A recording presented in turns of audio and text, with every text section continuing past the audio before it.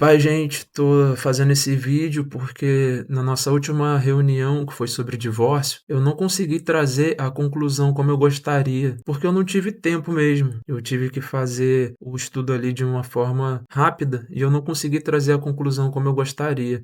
Então, quero pedir perdão a vocês e principalmente ao Vinícius, que foi quem trouxe o tema. Mas aí eu tô fazendo esse vídeo aqui, que eu só tive tempo agora, para trazer a conclusão que eu gostaria de ter trago na nossa última reunião. Primeira coisa, para a gente entender, tem uma diferença entre o divórcio e o repúdio na Bíblia. São palavras diferentes que tratam ali do mesmo assunto, tanto no hebraico quanto no grego. O repúdio é algo que Deus condena, o divórcio é algo que Deus tolera. O repúdio, ele normalmente é algo que acontece antes do divórcio. O repúdio é quando um cônjuge, ele começa a menosprezar o outro, enfim, qualquer coisa que não esteja no plano do casamento que Deus gostaria que fosse. E o divórcio já é legalmente algo que Deus tolera para que uma pessoa não fique presa a outra que está maltratando a ela, que quebrou a aliança, enfim. Então, o divórcio é algo que Deus tolera, o repúdio é algo que Deus condena. E quais são as permissões bíblicas para o divórcio? A primeira é o adultério. Eu vou ler aqui os versículos. Mateus 5, do 31 ao 32. Também foi dito, aquele que repudiar sua mulher, dê-lhe carta de divórcio. Já deixa claro, aquele que repudiar a mulher, aquele que está desprezando ela, libera ela, dá o divórcio para ela.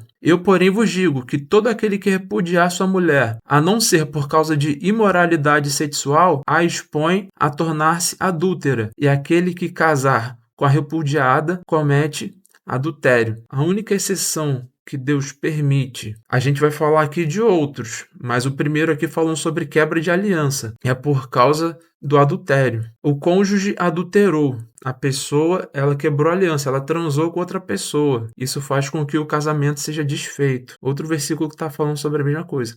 Quem repudiar sua mulher e casar com outra, comete adultério contra ela. E se a mulher repudiar o marido e casar com outro, comete adultério. Estou falando aqui só na questão sexual, tá? Por enquanto. Se houve adultério, pode divorciar. Tirando isso, acabou o amor, sabe? Coisas banais. Não pode divorciar. A segunda coisa que permite o divórcio é o abandono. Eu vou ler aqui, esse eu vou até ler na Bíblia que o texto é maior. 1 Coríntios 7, aos outros, digo eu, não o Senhor. E aqui Paulo, ele deixa claro que é ele que está falando, não Deus. Paulo falando, aos outros, digo eu, não o Senhor. Se algum irmão estiver casado com uma mulher não crente e esta concorda em morar com ele, não se divorcie dela. E se uma mulher estiver casada com um homem não crente e este concorda em viver com ela, que ela não se divorcie do marido, porque o marido não crente é santificado no convívio da esposa, e a esposa não crente é santificada no convívio do marido crente. Se não fosse assim, os filhos de vocês seriam impuros, porém agora são santos. Aqui está falando o quê? Um crente e um descrente. A parte crente, de forma nenhuma, deve pensar em divorciar, porque a santidade do crente vai santificar o descrente. Aí continua. Mas, se o não crente quiser separar, que se separe. Em tais casos, não fica sujeito à servidão, nem o irmão, nem a irmã, porque Deus chamou vocês para viverem em paz. Pois você, ó mulher, sabe se salvará o seu marido, ou você é o marido? Como sabe se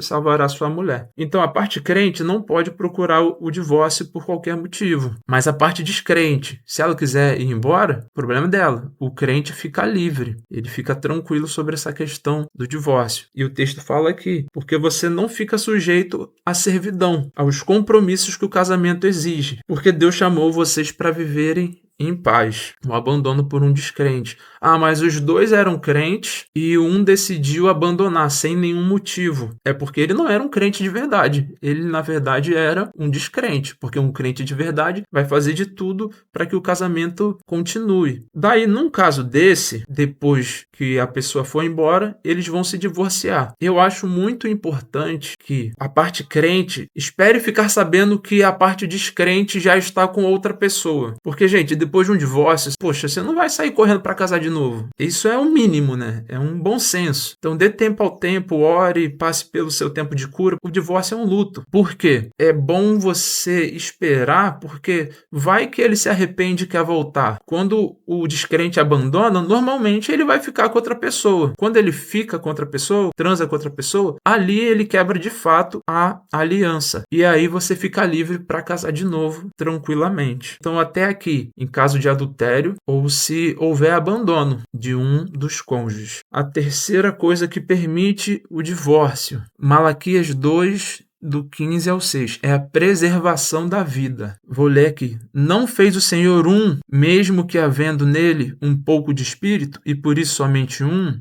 É bom ler o contexto aqui que Deus está falando sobre infidelidade do casal. Ele está falando de outras coisas, mas eu só trouxe essa parte aqui para dar para entender. Ele buscava a descendência que prometera, portanto, cuidai de vós mesmos e ninguém seja infiel para com a mulher da sua mocidade, porque o Senhor, Deus de Israel, diz que odeia o repúdio e também aquele que cobre de violência suas vestes, diz o Senhor dos Exércitos, portanto, cuidai de vós mesmos e não sejam infiéis. Então, a terceira coisa que Deus permite é por causa da preservação da vida, por causa de violência, seja violência física, seja violência psicológica, seja violência emocional, porque como a gente viu no texto anterior de 1 Coríntios 7, porque Deus chamou a gente para viver em paz, para o casamento ser uma bênção. Finalizando aqui, Deus tolera o divórcio. Em quais situações? Em situação de adultério, em situação de abandono, em situação de violências, preservação da vida. Então, como eu acabei de falar, Deus ele não se agrada do divórcio, ele tolera. Porque olha só o texto de 1 Coríntios 7, do 10 ao 11. Aos casados, ordeno não eu, mas o Senhor. Como eu falei, no texto que ele falou sobre o abandono, Paulo ele deixou claro que era ele que estava falando, que não era Deus. Mas a gente entende que Paulo é guiado pelo Espírito Santo. Mas ele faz essa diferença. E aqui ele deixa claro que é Deus. Aos casados, ordeno não eu, mas o Senhor, que a mulher não se separe do marido. Se, porém, se separar, que permaneça sem casar, ou que se reconcilie com o marido e que o marido não se divorcie da mulher. É aquilo que eu falei, gente. Houve adultério, houve abandono, houve violência, você não vai sair correndo casar de novo. Dê tempo ao tempo. Vai que a pessoa se arrepende e também tem outra questão, se você quiser perdoar, né? Mas a gente vai falar disso um pouco mais pra frente. A gente já falou de divórcio, tá solucionado. Agora, quando pode casar de novo? Porque são coisas diferentes. Quando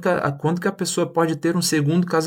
A primeira coisa é por causa da viuvez. É claro, né? Eu vou ler os textos aqui. Romanos 7, 2 e 3. Ora, a mulher casada está ligada pela lei ao marido enquanto ele vive, mas se o mesmo morrer, desobrigada ficará da lei conjugal, de sorte que será considerada adúltera se, vivendo ainda o marido, unir-se com outro homem. Porém, se morrer o marido, estará livre da lei, não será adúltera se contrair novas núpcias. Agora, outro texto. 1 Coríntios 7, 39 agora. A mulher está ligada ao seu marido enquanto ele vive, mas se o marido morrer, fica livre para casar com quem quiser, contanto que seja no Senhor. Primeira possibilidade de novo casamento é se o cônjuge morre. O segundo é a quebra de aliança. Na quebra de aliança são os mesmos textos que eu já citei. O texto que Jesus fala sobre adultério é o mesmo texto que ele fala que se houver adultério, a pessoa está liberada para casar novamente. Você percebe que nos textos onde fala de abandono e onde fala da violência, não fala de possibilidade de segundo casamento. Então, é aquilo que eu falei. A parte que foi violentada, a parte que foi abandonada, precisa esperar um tempo. Quando você souber, se houver essa possibilidade, né? Porque se não houver, não tem como você mensurar. Mas quando você souber que a parte que violentou e a parte que abandonou está com outra pessoa, ela quebrou a aliança. Então, assim, eu estou sendo aqui bem literal, bem bíblico. Porque o único texto que fala que libera segundo casamento é por causa de adultério, tirando a viuvez, né? Então, quebra de aliança é a segunda possibilidade, sendo bem bíblico aqui. Pode casar novamente por causa da quebra de aliança. Então é bom que você espere que a parte que abandonou, a parte que violentou, ela esteja com outra pessoa. Agora eu vou falar aqui sobre a parte traída e a parte que traiu. Em primeiro lugar, A parte que foi traída, a parte que foi abandonada, a parte que foi violentada. Primeira coisa, perdoar. É o que é recomendado, porque Jesus ele fala que o divórcio ele só acontece por causa da dureza de coração. Eu acho que a única coisa que a gente pode distinguir aqui é a parte da violência, né? Mas a pessoa violenta, ela também pode se arrepender. Enfim, o recomendado é primeiro perdoar e dar tempo ao tempo, conversar com Deus, mas é importante saber isso. É direito da pessoa não perdoar, se ela não quiser, porque a aliança foi quebrada. Vai que a outra pessoa se arrepende e vocês conseguem reconciliar. Mas se você não quer, é seu critério. Você pode não perdoar e aí você vai lá e legalmente pede o divórcio. Depois que o divórcio sair, você fica livre para casar novamente. Agora, sobre a parte que traiu, o que eu recomendo, claro, em primeiro lugar, arrependimento profundo e tentar reconciliar o casamento. A parte traída, ela não quer reconciliar e é direito dela. A consequência da parte que traiu, da parte que abandonou e da parte que violentou é não casar novamente. Essa é a consequência pelo pecado. Não deve casar novamente. Só deve casar novamente em caso de gravidez. Adulterou e aí engravidou. Vai ter que assumir aquilo, vai ter que se responsabilizar por essa criança. E isso é tudo muito complicado porque o casamento da pessoa está em maldição, digamos assim. Ela precisa clamar muita misericórdia de Deus e um arrependimento profundo é necessário. Eu vou falar um pouco mais sobre isso depois, porque tem uma diferença da pessoa que não conhecia Cristo e da pessoa que já conhecia Cristo. Tem o antes e o depois em que essas situações podem acontecer. Se a pessoa cometeu isso tudo, abandono, adultério, violência, antes de conhecer a Cristo, e aí ela se arrependeu verdadeiramente. Se isso tudo foi antes, Deus perdoa tudo que a gente fez durante os tempos da ignorância. Vou ler os textos aqui, Atos 17:30. Ora, não levou Deus em conta os tempos da ignorância. Agora, porém, notifica aos homens que todos, em toda parte, se arrependam. Miqueias 7:19. De novo, terás compaixão de nós, pisarás as nossas maldades e atirarás todos os nossos pecados nas profundezas do mar. Esse aqui é o texto que as pessoas falam do mar do esquecimento, que Deus pega o nosso pecado e atira no mar do esquecimento. Isaías 43:25. Sou eu mesmo, aquele que apaga as suas transgressões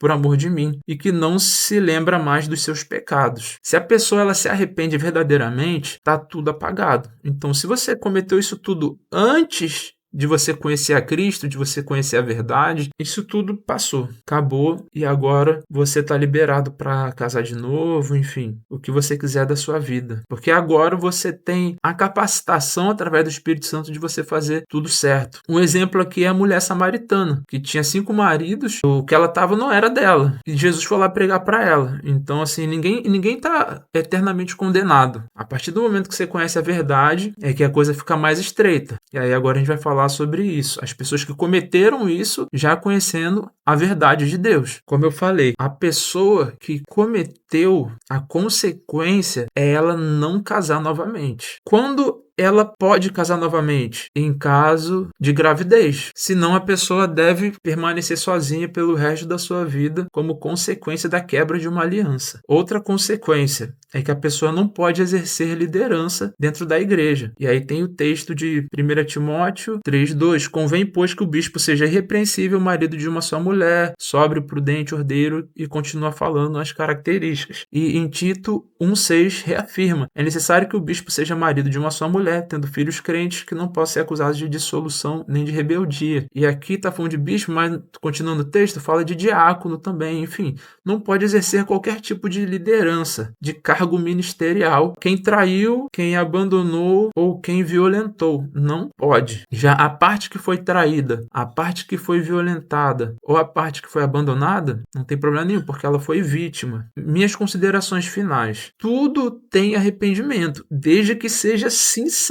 E só Deus sabe se o seu arrependimento ele é sincero ou não. Então você pode ter cometido tudo isso ou coisas ainda piores depois de você conhecer a Deus. Tem consequências aqui para a vida. A consequência, como eu falei, é não casar novamente e não poder exercer qualquer tipo de liderança. Então você, na igreja, você pode trabalhar, mas você sempre vai servir. Quem está liderando também está servindo, mas a grande questão é essa: você não pode exercer liderança porque a liderança ela sempre é um exemplo a ser seguido. Isso é algo que, se acontece na sua vida, você vai carregar isso. Então não pode, simplesmente porque a Bíblia diz. Mas tudo tem arrependimento. Eu estou falando aqui que isso não é critério de salvação. A grande questão é se você vai se arrepender verdadeiramente, se você vai entender a gravidade daquilo que você fez. Agora, minhas palavras sobre a questão da liderança. Eu ainda acho meio complicado alguém que, mesmo que se divorciou antes, seja líder, mas, sim, depende da situação. Então, por exemplo, o cara, ele pode ser uma bênção para a família que ele está agora, mas ele pode ter abandonado totalmente a família dele anterior. Se o cara, ele divorciou e não teve filhos, é uma situação. Mas se ele teve filhos, é mais complicado. Então, tipo assim, o cara já tem 2 famílias, já tem 3 famílias. Para que ele vai querer cuidar da igreja também? Não faz sentido. E no texto de Timóteo, fala assim, porque que se o cara não cuida bem da família, como é que ele vai cuidar da igreja do Senhor? Reflexão minha, tá? Mas assim, depende, né? A gente tem que ver muitos frutos de cada pessoa, né? E aí entra aqui o arrependimento. Isso na situação da pessoa que cometeu essas coisas antes de se converter. Depois de convertido, de jeito nenhum ele pode exercer liderança. Mas se foi antes, eu ainda acho meio complicado, mas enfim, é só a minha opinião. Então é isso, gente. Acho que agora eu consegui fechar, consegui falar tudo que eu queria e tudo que a palavra diz sobre essa situação. Espero que vocês tenham compreendido. Qualquer dúvida, pergunta aqui